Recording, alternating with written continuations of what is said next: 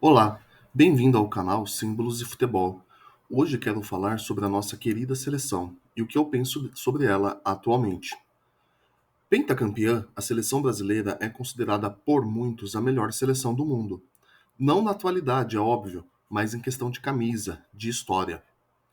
Apesar do Brasil ter vencido a Colômbia no dia 20 de março de 2025 por 2-1 pelas eliminatórias da Copa do Mundo 2026, é nítido que o time ainda precisa melhorar.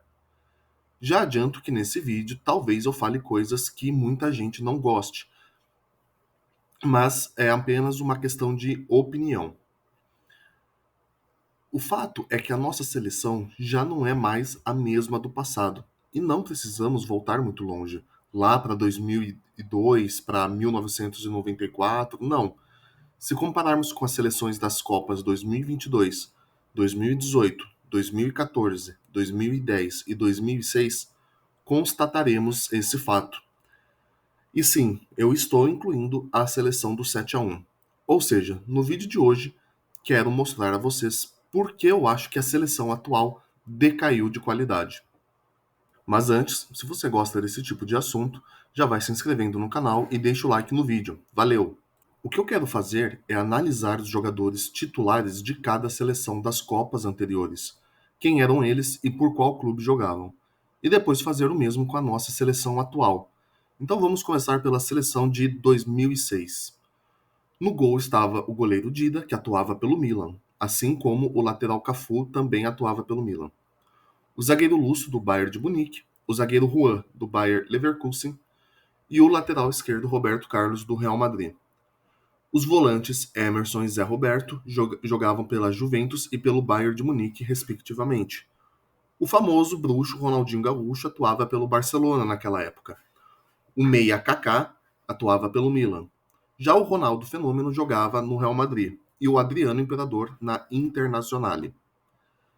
Bom, só pelos clubes em que os jogadores defendiam, vemos a qualidade dessa seleção, ainda que ela tenha decepcionado. O Milan daquela época era um dos melhores, se não o melhor time do mundo, e tinha uns 3 jogadores da seleção nesse grande time. Outros jogadores atuavam pelo Bayern de Munique, Juventus, Real Madrid, Inter, Barcelona. Acho que esses times dispensam comentários. O time mais fraco era o Bayer Leverkusen, do Juan. Mesmo assim, é um time muito tradicional da Alemanha, e naquela época vinha jogando muito bem. Isso porque nem vou falar dos reservas, mas o Brasil tinha na reserva jogadores que trabalhavam para o Real Madrid, pelo Lyon da França, que nos anos 2000 dominou o futebol francês. O Lyon era praticamente o PSG de hoje naquela época.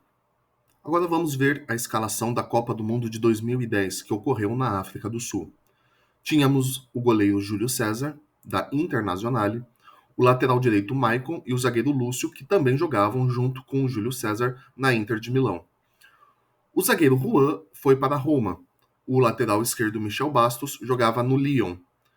O volante Gilberto Silva pelo Panathinaikos da Grécia, não sei se pronuncia assim, Panathinaikos, mas vou falar dessa forma. O volante Felipe Melo da Juventus e o volante Elano do Galatasaray. O Kaká agora estava jogando no Real Madrid.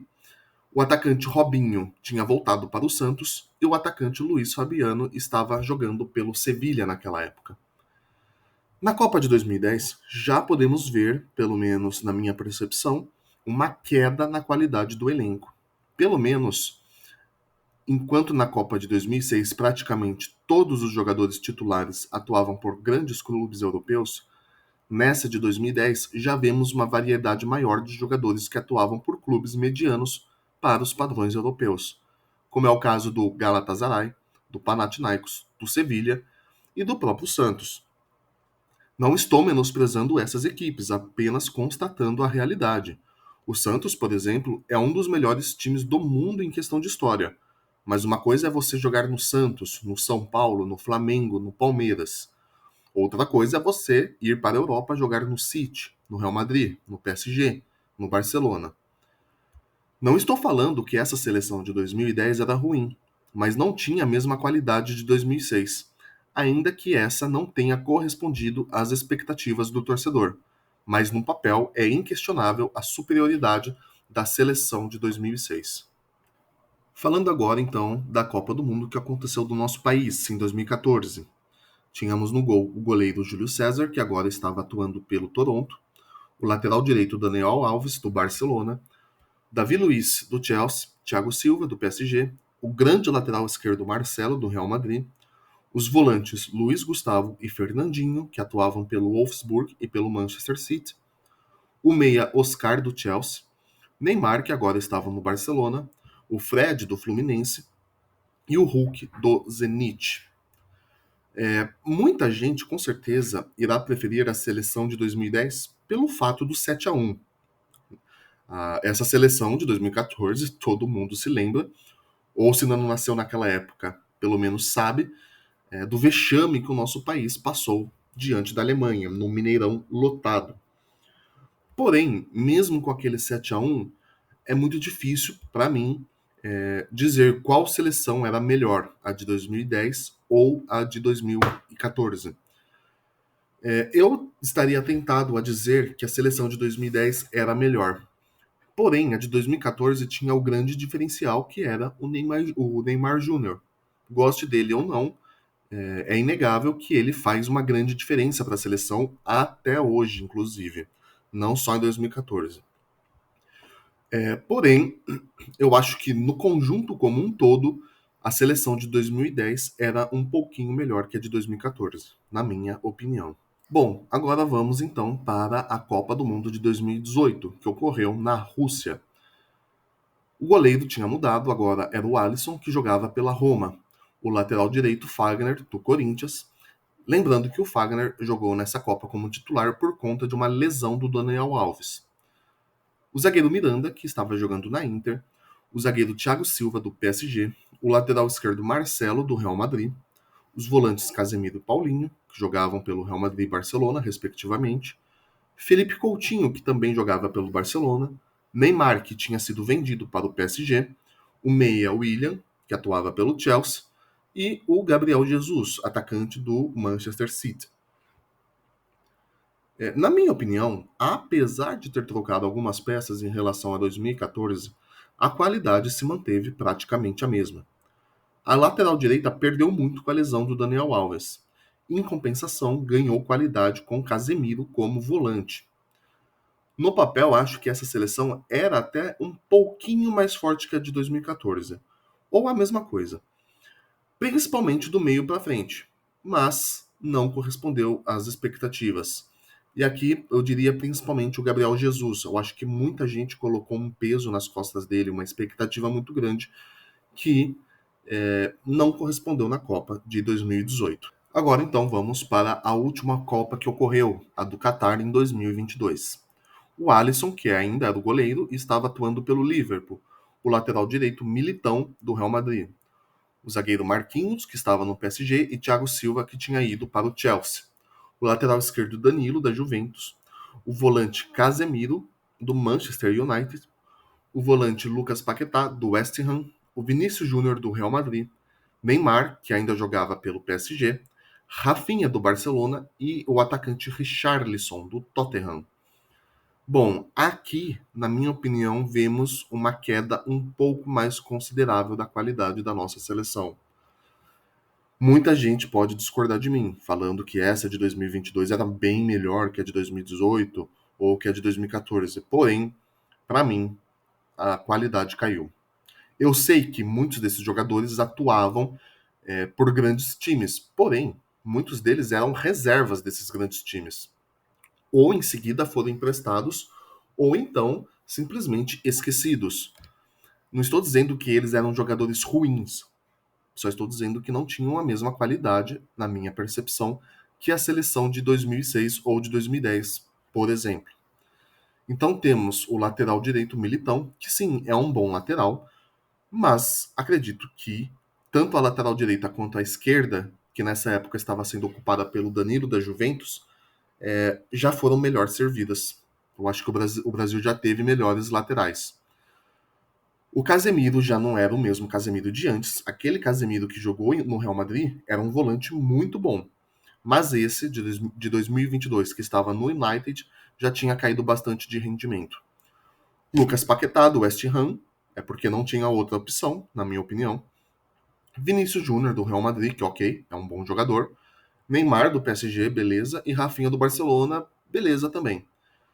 O atacante Richarlison, gente, apesar dele ter ganho o gol mais bonito da Copa, aquele primeiro gol que ele fez, assim, iludiu todo mundo, né? Não tem nem o que falar. Mas o Richarlison, eu acho que ele não é atacante para a seleção brasileira. Naquela época ele foi porque não tinha outra opção, ele era o melhorzinho. Não estou dizendo que ele é um jogador ruim. Não, ele é um bom jogador. Se ele viesse, por exemplo, aqui no Brasil jogar pelo Flamengo, pelo Corinthians, pelo São Paulo, pelo Palmeiras, em qualquer time brasileiro, com certeza ele iria arrebentar aqui. Mas, para nível titular de seleção brasileira, acredito que ele tenha sido convocado por falta de opção. Na época de 2006, até mesmo de 2010, talvez, no máximo, ele teria sido convocado para reserva. Isso, é claro, sempre lembrando, é uma questão de percepção, tá, pessoal? Ponto de vista. Se você discordar, pode comentar sem problema nenhum, desde que mantenha o respeito, beleza?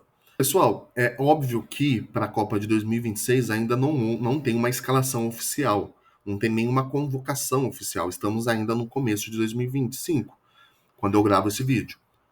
Mas eu vou colocar aqui o que provavelmente será algo muito próximo da seleção titular, porque estamos sim nos aproximando da Copa de 2026. Um ano passa muito rápido e só temos mais 3 jogos das eliminatórias. Bom, goleiro, eu acredito que vai ser o Alisson.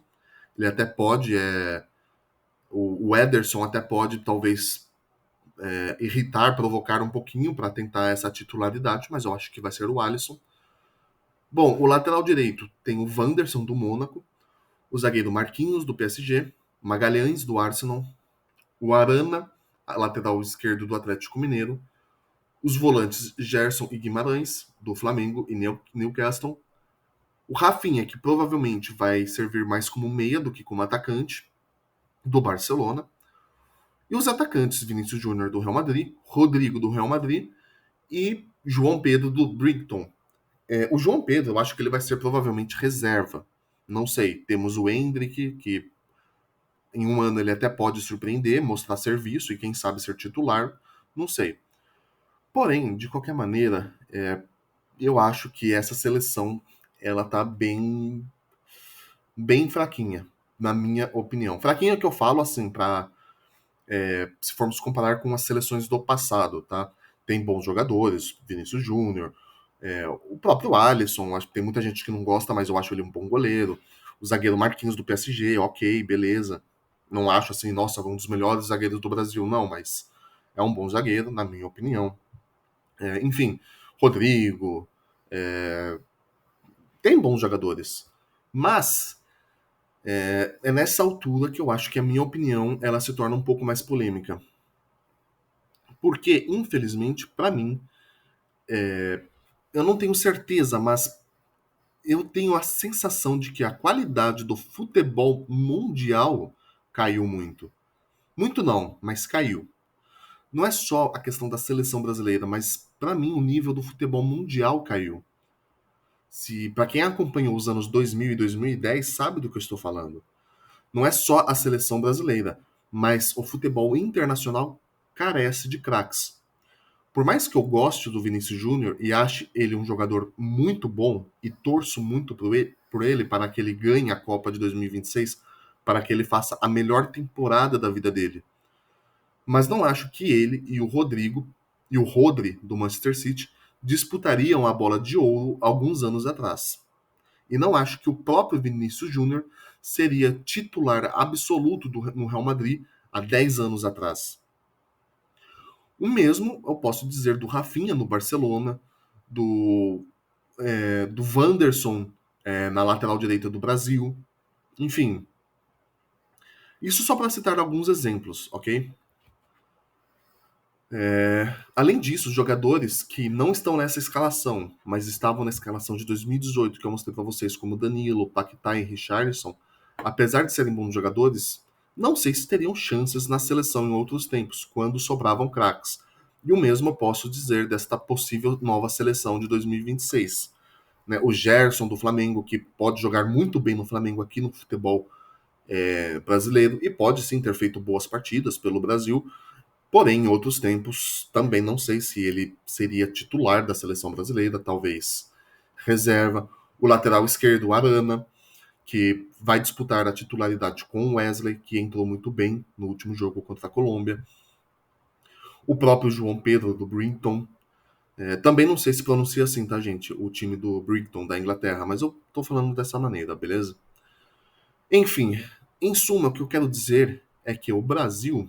Ah, só uma coisa. O Neymar, eu acho que ele não vai jogar a Copa de 2026. Eu acho. Posso estar enganado. E eu até desejo que ele jogue e jogue bem. Mas, né, não é isso que estamos vendo na realidade.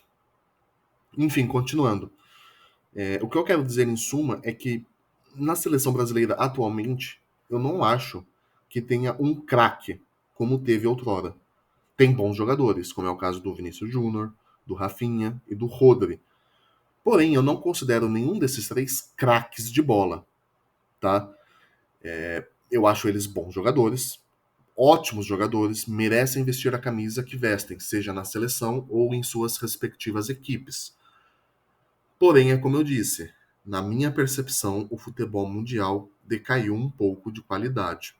Em outros tempos, eu acho que eles não teriam tanta mídia, tanto espaço, seja na seleção brasileira ou nas grandes equipes europeias. Mas isso é uma questão também de opinião, ok? Nossa, eu tô sempre enfatizando isso, né? É opinião, é percepção, meu ponto de vista. Mas eu tomo bastante cuidado, gente, porque algumas pessoas, às vezes, elas não entendem e levam isso pro coração, principalmente quem é mais jovem, às vezes não consegue ter uma discussão decente e civilizada. Mas eu bato muito nessa tecla de que, ó, é sempre a minha opinião, para vocês se sentirem à vontade a debaterem nos comentários, a discutirem se quiserem, mas com respeito, ok? Cada um com seu ponto de vista sobre a nossa seleção brasileira atualmente.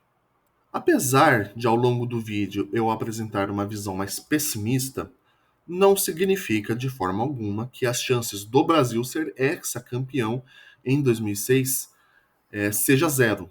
Pelo contrário, eu acho que o Brasil chegará como um dos favoritos, inclusive, para essa Copa de 2026, que ocorrerá em três países pela primeira vez na história: nos Estados Unidos, no México e no Canadá. O elenco ele vai vir mais pelo peso da camisa, pelo fato do Brasil ser o Brasil.